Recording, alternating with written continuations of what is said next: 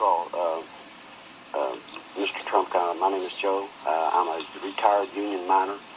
I would like your opinion and would like to ask a follow-up question. Are you in favor of preserving Blair Mountain as either a state or national park that commemorates the creation of the middle class?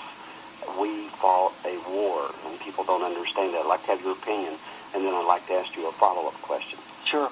The answer is yeah, I'd be in favor of supporting that, just like I would be in favor of preserving Gettysburg Battlefield or any of our other historic events.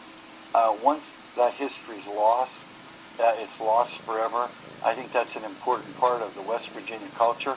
And by the way, you'll recall that that's where the term redneck first originated, because miners, in order to identify themselves, wore a red neckerchief around their neck.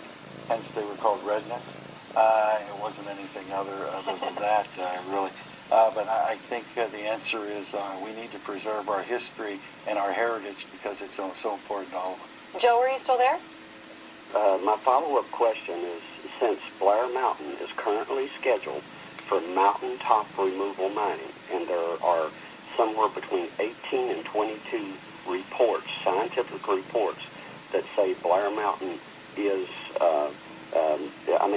that mountaintop removal is a problem scientifically for America's people, but West Virginia's people. Would he be in favor of moving away from mountaintop removal and having more people and more jobs? Underground mining creates more jobs, and it does a much better job for the people of West Virginia in particular. Okay, Richard Trumka. I'm basically in favor of anything that creates jobs. As I said earlier, Joe, we have 25 million people who are either underemployed or out of work. I happen to be familiar with the mining industry. As you know, I'm a third-generation miner. Both my grandfathers, my dad, all of his brothers, most of my uncles, many of my cousins were all or are coal miners, and so I would be in favor of making sure that heritage gets continued. We'll hear from Fitzgerald